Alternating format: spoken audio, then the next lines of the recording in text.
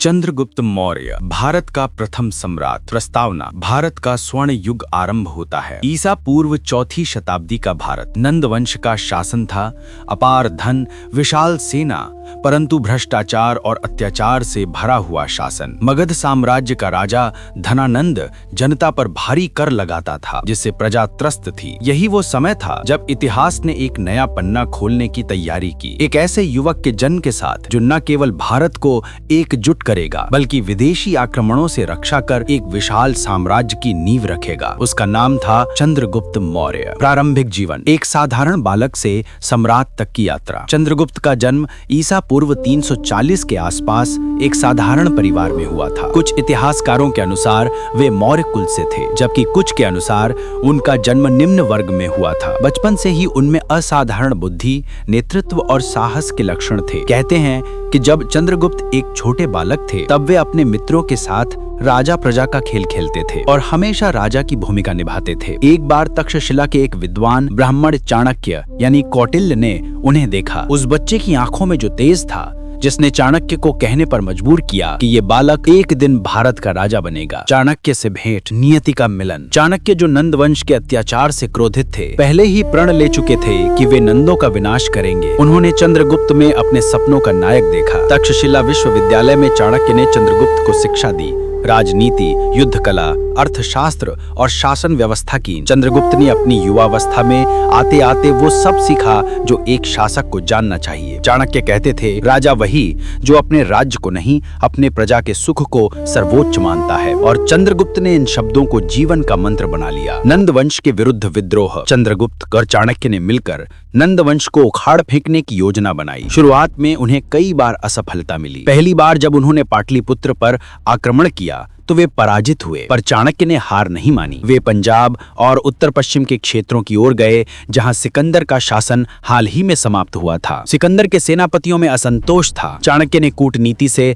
इन प्रदेशों को चंद्रगुप्त के अधीन किया। धीरे धीरे उनकी सेना मजबूत हुई और वे मगध पर दोबारा चढ़ाई करने के लिए तैयार हुए। मगध की विजय: भारत का प्रथम सम्राट। जब सब कुछ तैयार हो गया तो चंद्रगुप्त और चाणक्य ने मगध पर निर्णायक आक्रमण किया। इस बार जनता भी उनके साथ थी। नंद वंश का पतन हुआ और ईसा पूर्व 321 में चंद्रगुप्त मौर्य ने मगध के सिंहासन पर अधिकार कर लिया। इस प्रकार भारत के इतिहास में एक नए युग की शुरुआत हुई, मौर्य साम्राज्य का उदय। चंद्रगुप्त ने राजधानी पाटलिपुत्र से पूरे उत्तर भारत को एकजुट किया। उनका शासन प्रजाहित पर आधारित था। उन्होंने कर प्रणाली को सरल बनाया, सड़कों का निर्माण कराया और प्रशासन को संगठित किया। चाणक्य, जो उनके गुरु और प्रधानमंत्री थे, उन्होंने शासन के लिए प्रसिद्ध ग्रंथ अर्थशास्त्र की रचना की। सिकंदर के उत्तराधिकारी और यूनानी संघर्ष: सिकंदर की मृत्यु के बाद उसके सेनापति सेल्यूकस निकेटर ने भारत की ओर पुनः बढ़ने की कोशिश की, लेकिन चंद्रगुप्त ने उसे युद्ध में पराजित किया। इस युद्ध के परिणाम स्वरूप एक ऐतिहासिक समझौता हुआ। सेल्यूकस ने अपनी बेटी हेलेना का विवाह चंद्रगुप्त से किया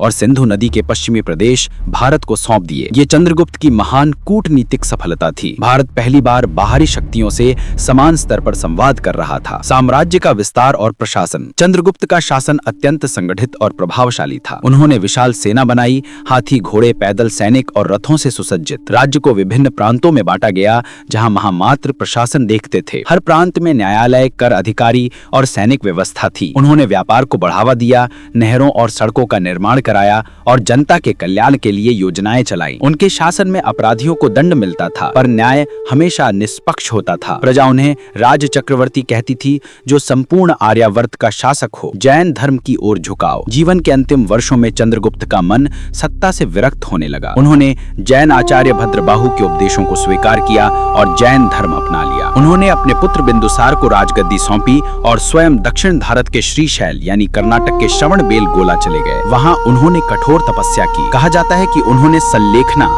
यानी उपवास द्वारा देह त्याग की जैन परंपरा का पालन किया। उनकी मृत्यु एक साधक के रूप में हुई, न कि सम्राट के रूप में। विरासत: इतिहास में अमर नाम। चंद्रगुप्त मौर्य केवल एक विजेता नहीं थे, बल्कि एक राष्ट्र निर्माता थे। उन्होंने भारत को पहली बार एक संगठित राजनैतिक इकाई में बदला। उनके शासन ने आगे आने वाले शासकों बिंदुसार और अशोक के लिए आधार तैयार किया, जिन्होंने भारत को और भी महान बनाया। चाणक्य और चंद्रगुप्त की जोड़ी भारत के इतिहास की सबसे प्रेरणादायक जोड़ी मानी जाती है, जहां एक ने नीति दी और दूसरे ने उसे कर्म में उतारा। उपसंहार: एक युग का संदेश। चंद्रगुप्त मौर्य की कहानी केवल इतिहास नहीं है, है, ये एक संदेश है कि चाहे परिस्थिति कितनी भी कठिन क्यों ना हो, संकल्प और ज्ञान से असंभव को संभव बनाया जा सकता है। एक गरीब बालक जिसने अन्याय और अत्याचार के बीच जन्म लिया, अपनी बुद्धि, परिश्रम और गुरु के मार्गदर्शन से वो बना भारत का प्रथम सम्राट, जिसने कहा कि राज्य वही स्थायी होता है जहां प्रजा का हित सर्वोच्च होता है।